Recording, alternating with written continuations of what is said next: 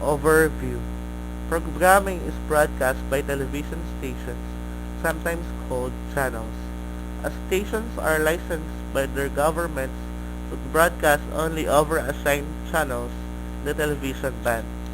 At first, terrestrial broadcasting was the only way television could be widely distributed, and because bandwidth was limited, there were only a small number of channels available. Government regulation was the norm.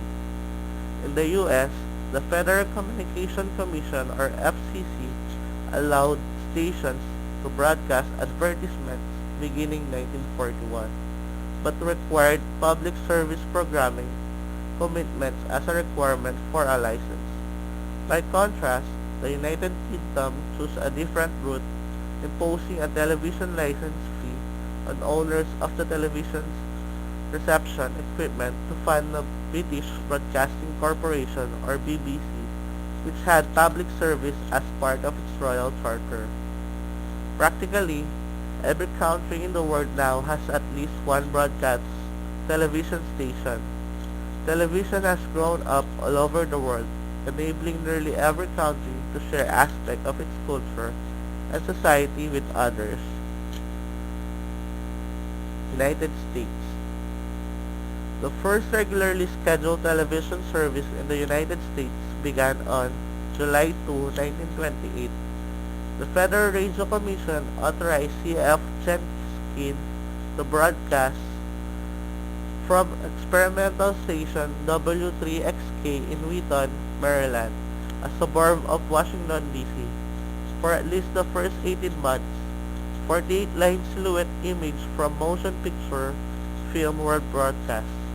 Although beginning in the summer of 1929, he occasionally broadcast in half tones. Hugo Gernsback's New York City radio station began a regular, if limited, schedule of live television broadcasts on August 14, 1928. Using 48-line images, working with only one transmitter, the station alternated radio broadcasts with the silent television image of the station's call signs, faces in motion, and wind-up toys in motion. Speaking later that month, Gernsback downplayed the broadcast intended for amateur experimenters. In 6 months, we may have television for the public, but so far, we have not got it. Gernsback also published Television, the world's first magazine about the medium. General Electric's experimental station in Cincinnati, New York, on the air sporadically since January 13, 1928, was able to broadcast reflected light, 48-line image via shortwave as far as Los Angeles, and by September was making 4 television broadcasts weekly. It is considered to be direct predecessor of current television station WRGB. The Queen's Messenger, a one-act play broadcast on September 11, 1928, was the world's first live drama on television. Radio Giant RCA began daily experimental television broadcasts in New York City in March 1929 over station W2XBS. The 60-line transmission consisted of pictures, signs, and views of persons and objects. Experimental broadcast continued to 1931. General Broadcasting System WGBS radio and W2XCR television aired their regular broadcasting debut in New York City on April 26, 1931, with a special demonstration set up in Illion Hall at 5th Avenue and 54th Street. Thousands waited to catch a glimpse of the Broadway stars who appeared on the 6-inch square image. In an evening event to publicize a weekday programming schedule offering film and live entertainers during the 4-hour daily broadcast. Appearing were boxer Primo Carnera, actors Gertrude Lawrence, Louis Calhern, Frances Upton and Lionel Atwill. WHN announcer Niels Granlund, the former sister and host of Others. CBS New York City station W2XAB began broadcasting their first regular 7 days a week television schedule on July 21, 1931 with a 60-line electromechanical system. The first broadcasts included Mayor Jimmy Walker, the Boswell sister, Kate Smith, and George Gershwin.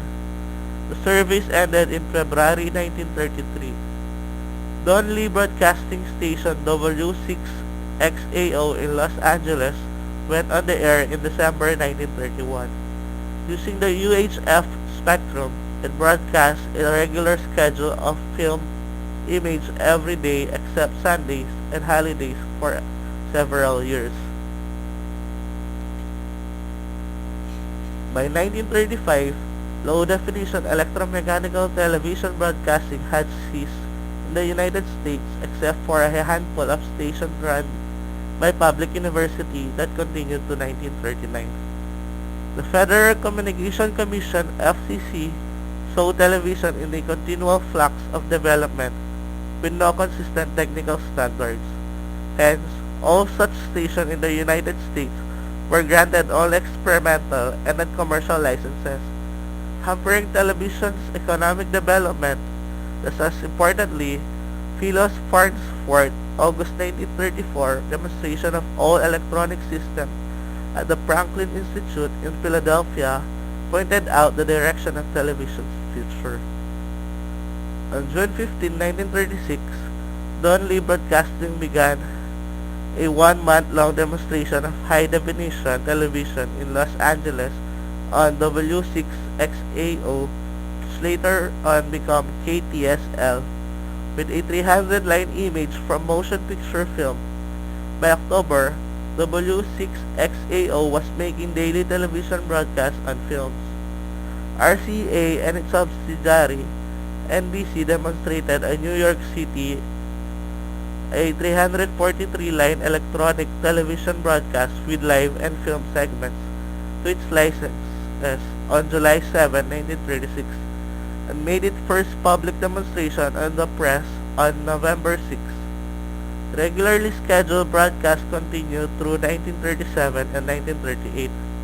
Regularly scheduled electronic broadcasts began in April 1938 in New York and Los Angeles. NBC officially began regularly scheduled television broadcasts in New York on April 30, 1939 with broadcasts of the offering of the 1939 New York World's Fair.